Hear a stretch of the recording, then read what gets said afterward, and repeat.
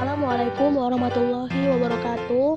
Perkenalkan, nama saya Nurjana dari Prodi Hukum Keluarga Islam semester 5 unit 1. Di sini saya akan menjelaskan mengenai kaidah usuliyah sebagai kelanjutan dari penjelasan rekan saya sebelumnya. Langsung aja ya. Pengertian kaidah usuliyah. Kaidah usuliyah berasal dari kata kaidah dan usuliyah, yang mana kaidah dalam bahasa Arab artinya patokan, pedoman, titik tolak, dan ada pula yang mengartikan sebagai peraturan. Sedangkan usuliyah berasal dari kata al-asl yang artinya pokok, dasar, atau dalil. Secara istilah, kaidah usuliyah diartikan sebagai pedoman untuk menggali dalil syara yang bertitik tolak pada pengambilan dalil atau peraturan yang dijadikan metode dalam penggalian hukum.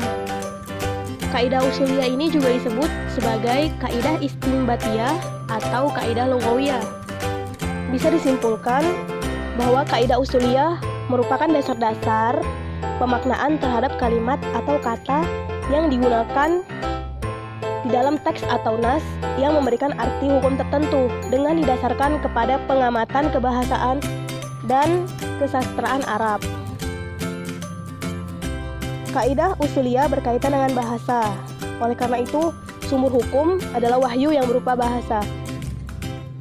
Jadi kaidah usuliyah ini berfungsi sebagai alat untuk menggali ketentuan hukum yang terdapat dalam bahasa atau wahyu itu. Dengan mempelajari dan menguasai kaidah usuliyah dapat mempermudah faqih untuk mengetahui hukum Allah dalam setiap peristiwa hukum yang dihadapinya. Selanjutnya masuk kepada contoh kaidah usuliyah. Yang pertama, kaidah amar dan nahi. Amar adalah suatu lafaz yang digunakan oleh orang yang lebih tinggi kedudukannya untuk menuntut kepada orang yang lebih rendah derajatnya agar melakukan suatu perbuatan. Contoh amar ini terdapat dalam firman Allah surah Al-Baqarah ayat 43 yang artinya kerjakanlah sholat, tunaikanlah zakat. Dalam ayat tersebut, lafaz atu dan wa'akimu berbentuk fi'il amar atau kata kerja yang berupa perintah yang datang dengan sigot secara mutlak dan menunjukkan kewajiban untuk mengerjakannya. Sedangkan nahi berarti larangan.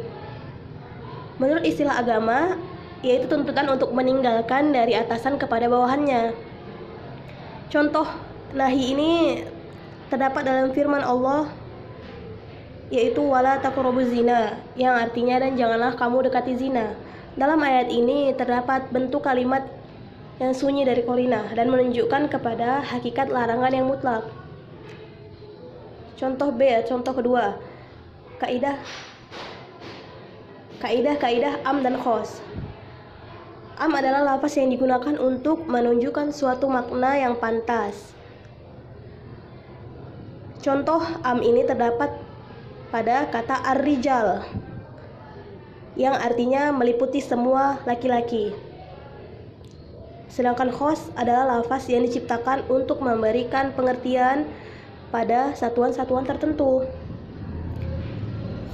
Berbicara tentang khos tidak lepas dari takhsis dan mukhassis. Takhsis yaitu mengeluarkan lafaz yang berada dalam lingkungan umum sehingga atau menurut hinggaan yang tidak ditentukan. Sedangkan mukhassis ialah suatu dalil atau alasan yang menjadi alasan adanya pengeluaran tersebut. Contoh khos terdapat dalam Quran surah Al-Asr ayat 1-3 yang artinya, demi masa sesungguhnya manusia itu benar-benar berada dalam kerugian kecuali orang-orang yang beriman dan mengerjakan amal soleh dan menasihati supaya mentaati kebenaran dan menasihati supaya menetapi kesabaran. Contoh ketiga yaitu kaidah mutlak dan muqayyad. Mutlak adalah lafal yang menunjukkan satuan yang tidak dibatasi oleh satuan batasan yang mengurangi keseluruhan jangkauannya. Sedangkan muqayyad adalah lafal yang dapat mempersempit keluasan arti atau lafal mutlak yang telah ditentukan batasannya, maka ia menjadi muqayyad. Contohnya adalah ketentuan wasiat dalam Quran Surah An-Nisa ayat 11. Contoh keempat, yaitu kaidah-kaidah mujmal dan mubayyin. Mujmal adalah lafal yang mengandung sejumlah keadaan atau hukum yang tercakup di dalamnya dan tidak dapat diketahui penjelasannya tanpa penjelasan lebih lanjut, atau bisa dikatakan suatu lafal yang di dalamnya terdapat dua visi. Contohnya seperti lafal Al-Qari'ah pada surah Al-Qari'ah. Secara bahasa artinya pengetuk, tetapi oleh syar'i lafaz tersebut diartikan dengan arti khusus, yaitu hari kiamat, sebagaimana ditafsirkan oleh syar'i sendiri pada rangkaian kalimat setelahnya. Mubayyin adalah lafaz-lafaz yang menerangkan atau menjelaskan lafal yang mujmal. Mubayyin dibagi kepada yang pertama, penjelasan berupa perkataan. Misalnya denda haji tamattu, yakni puasa 10 hari, 3 hari di tanah suci dan selebihnya di rumah. Penjelasan berupa perbuatan, contohnya seperti kafiah sholat dan haji meniru kafiah sholat dan haji Rasulullah.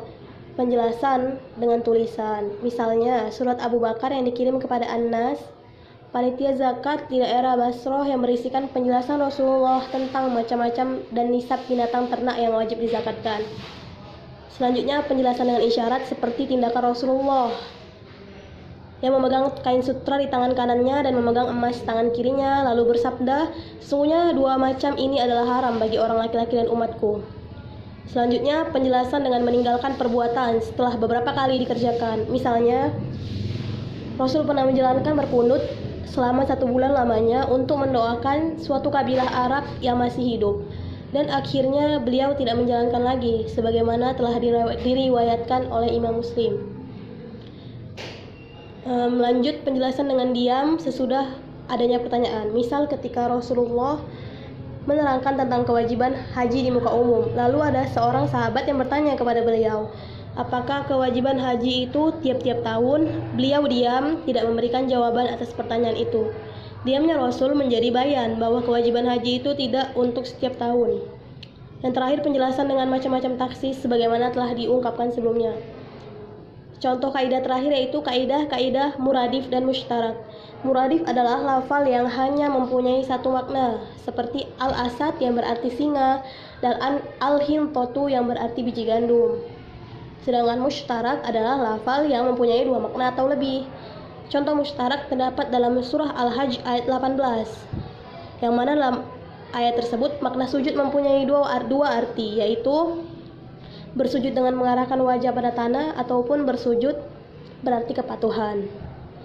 Sekian dari saya, semoga bermanfaat. Wassalamualaikum warahmatullahi wabarakatuh.